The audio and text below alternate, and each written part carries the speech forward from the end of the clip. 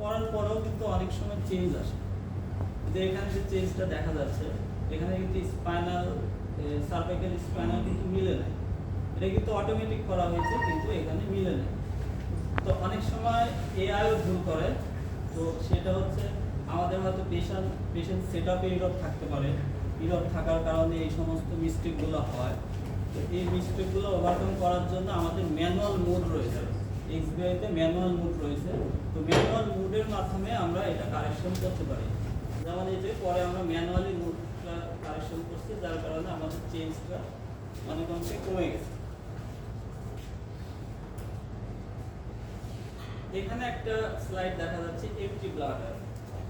যদি এটা প্রোস্টেটের পেশেন্ট ছিল, কিন্তু এমটি ব্লাডার থাকার কারণে উপরের যে ফাঁকা জায়গা, এই ফাঁকা জায়গাটা কমে গেছে। যার কারণে এই রোগীর যদি আমরা চিকিৎসা দিই এসএসটি মিলবে না। এটা একটা এক্সবিআইতে এটা বোঝা যায়, কিন্তু কোড নিলে এটা বোঝা যাবে না। এই যে দেখতে পাচ্ছেন এই ইমেজটা, এই ইমেজে এই পাশেরটা হচ্ছে সিটির ইমেজ আর এই পাশে হচ্ছে সিবিসিটির ইমেজ। তো দুইটা ইমেজ আমরা ম্যাচ করার ক্ষেত্রে দেখছি যে এই ইমেজে অর্থাৎ সিবিসিটি যেটা করেছি এইখানে ব্লাডার নাই, আবার পাশের ইমেজ সিটিতে একটু ব্লাডার সুন্দরভাবে ছিল। তো এই জিনিসটা আমরা সিবিসিটি করার মাধ্যমে বুঝতে পারি। এবার আসলে আইপিজিটি।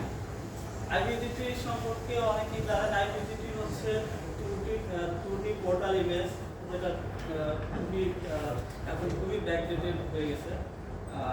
অনেক প্রতিষ্ঠানে এখনো ত্রুটি চলে, এখনো ত্রুটি চালায়। তবে সিবিসিটি গুরুত্ব ত্রুটির সাথে অনেকটা ম্যাচ করে না।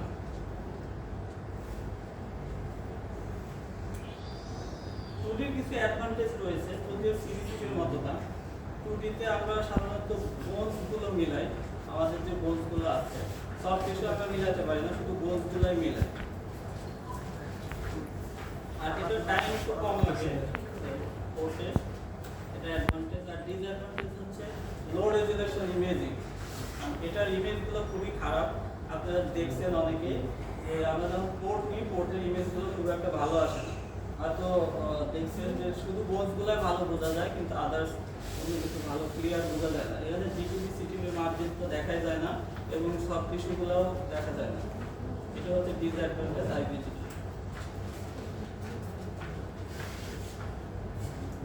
আরেকটা বিষয় সেটা হচ্ছে যে আমরা অনেকে আইপিজিটি করি, আইপিজিটির কোনো অর্গানগুলো অ্যানাটমি কি কি আগাইতে হয় অনেকে জানে না।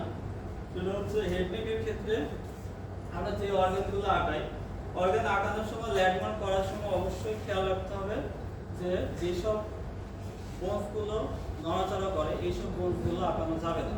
যেসব বোনসগুলো স্থির থাকে, স্ট্যাটিক থাকে, এই বোনসগুলো আঁকানোর চেষ্টা করবো। যেমন এখানে অক্সিপিটালের এই বোনসটা আঁকাবো, তারপর এখানে চিনের যে বোনসটা আছে এটা আঁকাবো, ম্যান্ডিবলটা আঁকাবো, আর এখানে সার্ভাইকাল স্পাইনগুলো আঁকাবো। পরের ইয়াসে দেখাচ্ছি।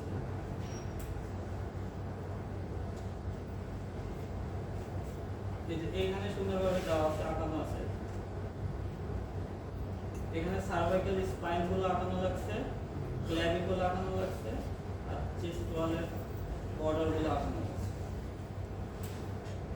এপিসের ক্ষেত্রেও তাই। এপিসের ক্ষেত্রে হচ্ছে ইলিয়াক প্রেস এবং এই অংশগুলো আঁকাইতে হয়, আপনারা জানেন। চেস্টের ক্ষেত্রে ক্ল্যাভিকুল আঁকানোটা ইম্পর্টেন্ট না, ইম্পর্টেন্ট হচ্ছে রিবসগুলো আঁকানো এবং কোন ব্রেস্টে চিকিৎসা পাবে ওই ব্রেস্টের ওই সাইডের স্টিফ বোনসগুলো আঁকানো ইম্পর্টেন্ট বেশি।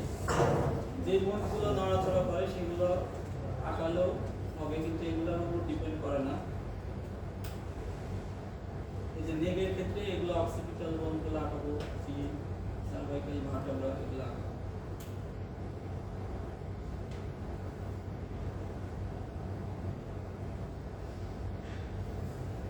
এই ছিল আজকে শর্ট প্রেজেন্টেশন এক্সপিরিয়েন্স।